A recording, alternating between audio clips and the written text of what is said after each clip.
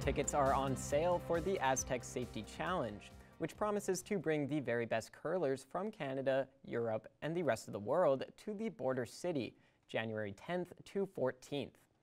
Our Thomas Wildman has more. Today I'm joined by Jeff Mulligan, the Chief Operating Officer of Aztec Safety, and he's here today to talk about the Aztec Safety Challenge once again. And so thank you so much for being with me today, Jeff. Great to be here. Great to talk about this event. And so, Jeff, tickets are now on sale for the Aztec Safety Challenge. What is the price point for these tickets, and what are people going to get with the purchase of the package? It's $120 for a tournament pass, which gives them access to all 4 days of curling right through the championship Sunday and every draw. So an intimate experience. There will only be 400 tickets available because it's in Lloyd Curling Club. And so very intimate with some of the best, well, all of the best curlers in the world. So for those unaware, Jeff, what is the Aztec Safety Challenge, and what are people going to expect from this world-class event that you guys are hosting this coming January? Top curlers in the world are going to converge on Lloydminster on January 10th for the kickoff event, and then curl January 11th through 14th, the championship Sunday. It's a triple knockout event. There will be 4 draws on Thursday, 4 draws on Friday, and then we'll be into the semifinals and finals as we head into the weekend. And so there will be 6 sheets of curling. There will be games going on all day long, and you'll oftentimes have world champions, Olympic champions, Brier champions, all on the ice at the same time. Multiple Grand Slam winners, and the most recent Grand Slam winners and finalists are all committed to coming. And so alongside the Bonspiel, you guys will also be hosting a youth curling clinic. Talk to me about that, as well as working with Team Botcher to host such a great clinic for the kids here in Lloydminster. We've had amazing sponsorship, and so Musgrave, it's going to be the Musgrave Junior Development Camp, and a good local sponsor. And in the process, we're going to bring 60 junior curlers this time instead of 100, because we want to have more stations and more time for these professional curlers, the elite curlers, to work with the junior curlers. So there will be 6 stations set up, and they'll really get into some of the technical skills and development with these junior curlers. They're going to get a chance to work not just with Team Botcher, but some of the other teams are beginning to commit as well. And so not only is Team Botcher helping you out with the youth curling aspect, they've also been helping you out throughout the entire process of creating the Aztec Safety Challenge, and will be key to the event as well. So talk to me about working with them and making this event as good as it can be. Well, in addition to us and Team Botcher, the presenting sponsor underneath of this is Wild Rose Pump and Compression, another long-term curling supporter who was previously connected with Ben Hebert and Mark Kennedy through sponsorship of Team Cooey. So we've got some real experience here. So our thoughts were, when we got together with Team Botcher, one of the first things they asked was, is there any chance we could bring a high-level Bonspiel back to Lloydminster like the old Wayside Classic? And that's where the genesis of this idea came from. And with their support and a good spot on the calendar just before the Grand Slam in Red Deer, we've been able to get all the top curlers in the world committed. And finally, Jeff, how well have the tickets been selling so far? They've been out for just about a week now. Yes, I think most importantly, 2 things. One, 100% of the proceeds are going to the Lloyd Curling Club, to better curling in Lloydminster. We're donating all of the profit to the Lloyd Curling Club. They will receive a considerable amount of money from these ticket sales. So it's important that the community get out and buy the tickets and experience this once-in-a-lifetime opportunity, but also understand that every dollar that they spend on these tickets, which are very reasonably priced, is going to accrue to the benefit of Lloyd Curling Club, which is a not-for-profit entity in our city, so that needs funding all the time. So we're looking forward to that. And the other thing is to tell you that after just less than a week, the tickets are 45% sold out. Thank you so much for all the information, Jeff, and I know I'm excited, as well as curling fans throughout the Lloydminster area, for this upcoming Bonspiel, which will be taking place in January, to see the very best of curlers here in the border city. Look forward to seeing you January 11th to 14th, but we also will be in touch several times between then and now with more exciting news and announcements. We've got all sorts of things going on, and hopefully, Thomas, will get a chance to chat about how things are coming along over the course of the next couple of months. We've got more weather here now with our Abby St. John.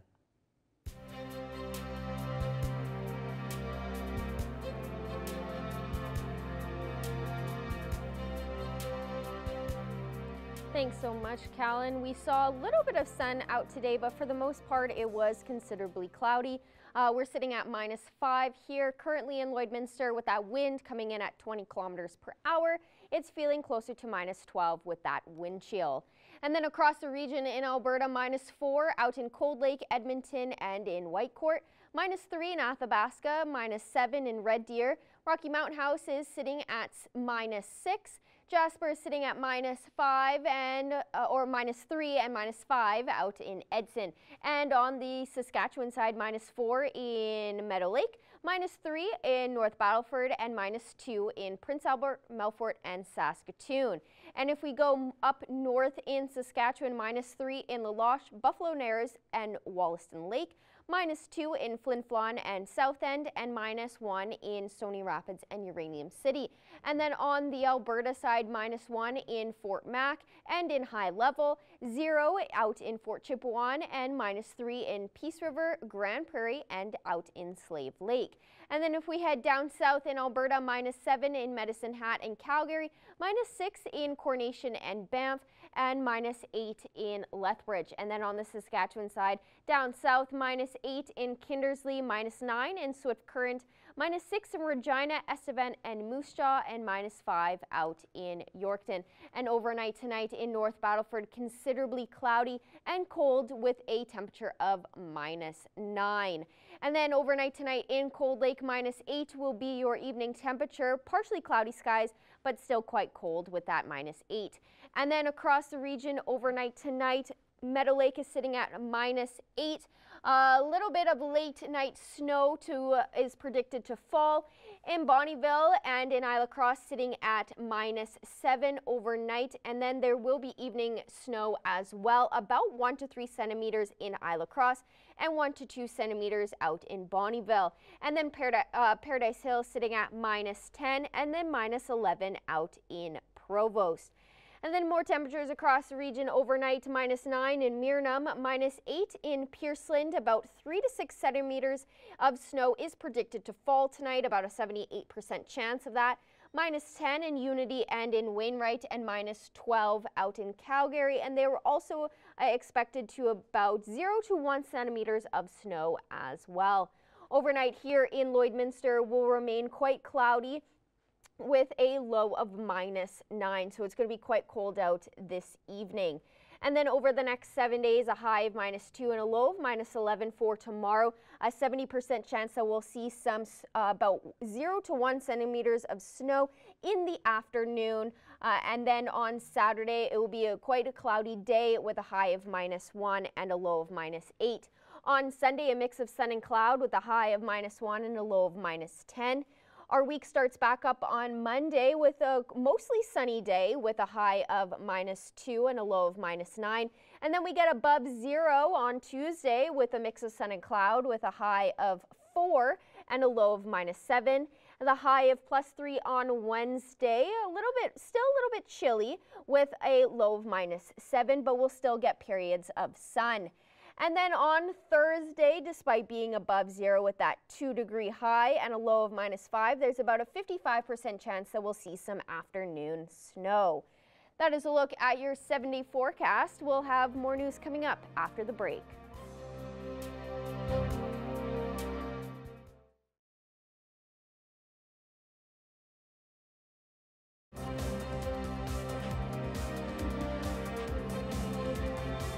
Today, I'm happy to be joined by Lloydminster's newest fire chief, Aaron Buckingham.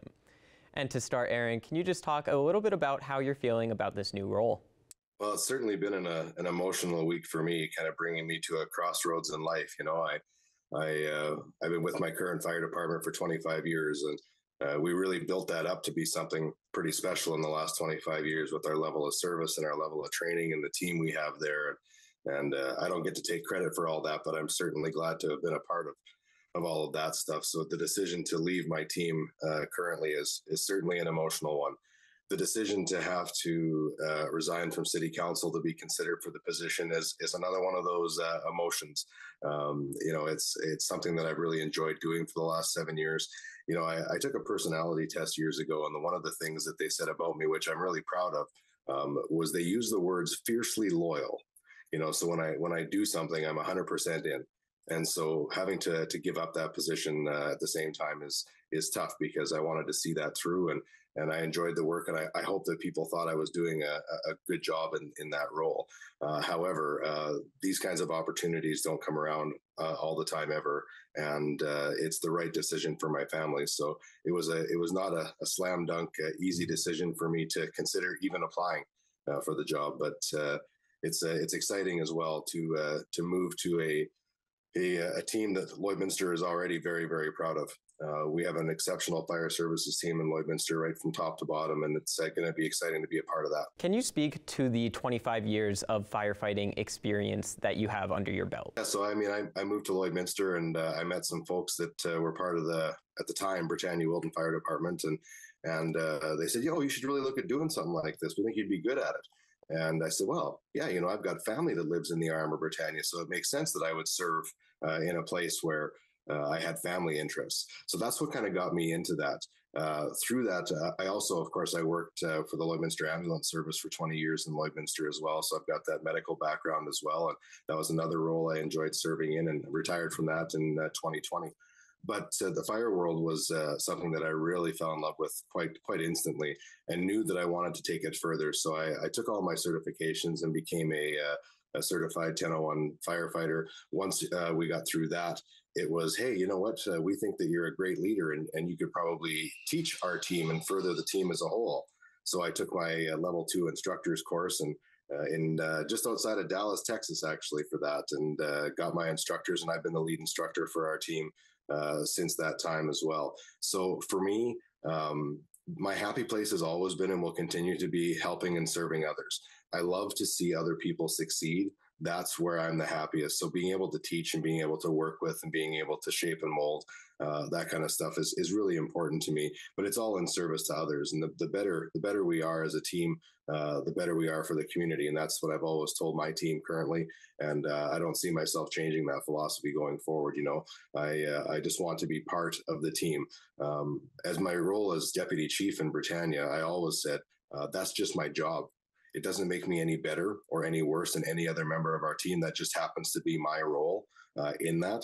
And I'm not changing that mindset either. It's the new job of fire chief for the city of Lloydminster is the job, but I am part of the team.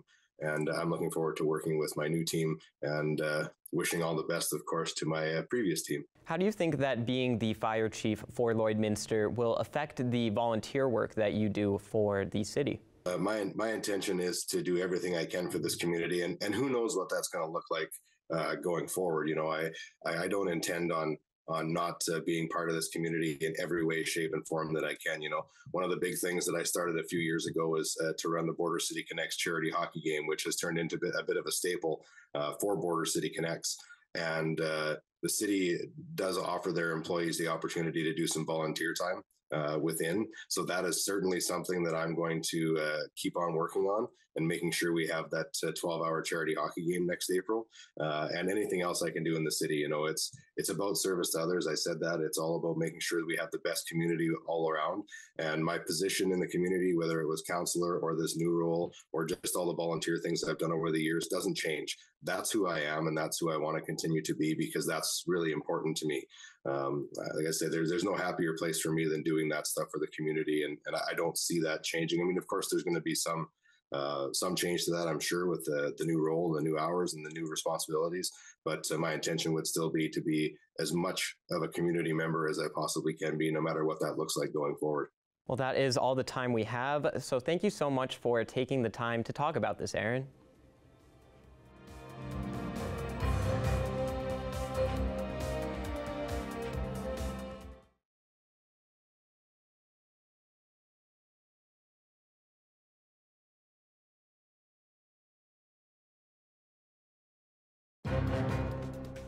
Furniture set and design supplied by Furniture Gallery, downtown Lloydminster. I'm very happy to be joined here today by Catherine Ford. She is the Chief Program Officer for the Interval Home Society here in Lloyd. Thank you so much for joining me today. It's my pleasure. Thank you. Now, November is fast approaching, approaching. We still have Halloween to get through, but November is coming very, very shortly. And November is Family Violence Prevention Month. Can you tell me a bit about what that means for people who may not even know that November is about family violence prevention? Yeah, for sure. Family Violence Prevention Month in November. So, um, Alberta and other provinces designate November as a month to raise awareness and action around the impacts of family violence. So, unfortunately, both Saskatchewan and Alberta have high rates of domestic violence or family violence. And so, this is really an opportunity for people to learn a little bit more about the issue. Very often it's behind closed doors. So, understanding how their community is impacted and how potentially they can support around the issue. And why is it so important to have a full month dedicated to this subject? Mhm. Across not only our provinces, but across Canada, um, the impact of domestic violence on women, children, families, and even those who use abusive behaviors in relationships, it really has a significant impact. It causes a lot of harm, and there's a lot of hope around that. There's supports in place. Obviously, our organization provides um, a range of those supports, but there's a possibility for change and for people to experience more well-being, more safety, and to have more fulfillment and safety in relationships and families, and ultimately, you think of families, you think of children. We want to create healthy, safe communities and families, right, for our children to grow up in. So yeah, and there's small ways and big ways that people can contribute around that, and but it starts with knowing and understanding what the issue is. That's awesome. And it's great that we have the Interval Home Society here in Lloyd as that main resource for women, families, children, a safe space for them for full people who do understand what they're going through and help them on the right track to, being free of that awful situation. Now, to kick Yeah. off Family Violence Prevention Month on November 1st, you have a kickoff event partnered with the Bobcats. Tell me about Yes. what that is and how people can get involved. Yeah. So each year we try to have a kickoff event. This year we wanted to do something a little bit different and really try and reach out to a broad range of the community. The Bobcats have become great supporters around the issue of gender-based violence. They themselves, in last year, and I believe that in the year coming up, they have plans to participate in a program called Leading Change. Um, it is all about promoting uh, thinking and behaviors, actions that uh, that support healthy relationships, but also um, our response to situations that contribute to gender-based violence. So it might be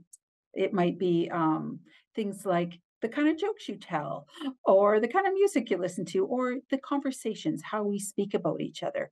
And so it's just subtle ways that we can kind of support our community around shifting the way we think about our attitudes and actions that can either promote a healthy environment for everyone or create an environment that creates harm. So they've been involved in that. So they were a natural partner for us. We're really excited about their involvement in the community, and so it'll be at the Service Sports Center. We're going to have some interaction there. We're really going to want to engage people around the idea of our theme, which is healthy relationships, healthy Lloyd. What we know is that healthy relationships, when people have thinking and actions that promote well-being and safety between people, that prevents family violence. It prevents a whole gender-based violence, a whole range of kind of harmful situations. So yeah, we wanted their help to promote that idea and that theme with the community. So we're going to have donuts and hot chocolate. And like I say, it's going to be interactive. There'll be information, but we're really hoping people will come down and just learn a little bit more and engage with us around the event. That sounds incredible. And it's awesome that the Bobcats themselves are involved, because it's a group of young teens or late Yes. teens, early adult Yeah. boys. So I think it's perfect for them to, learn more about this and get involved. So it's awesome that you guys were able to partner up for this big kickoff event. Is there any other plans for the month of November that people should be aware of? Yes, so we're going to be having a social media campaign. So please check out our Facebook, our website, um, as well. What you'll notice around town will be our red silhouettes. So they represent individuals who have been impacted by family violence. On each of the red silhouettes, there's a really compelling story. But I would just encourage people as you see them, they'll be at the Service Sports Center with us, and then they'll move to different locations around the city over the month.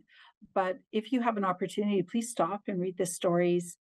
It gives you a real insight into how people are impacted and people you might not expect. So yeah, so you'll see that as an awareness piece. We're going to be kind of popping up at different places. We'll be we've been invited to have a lunch at the library. They're hosting their lunches, and so they've invited us to join them. And that'll be November 15th. We're going to be doing some other smaller presentations around the community. We'll also be in Vermilion at Lakeland College.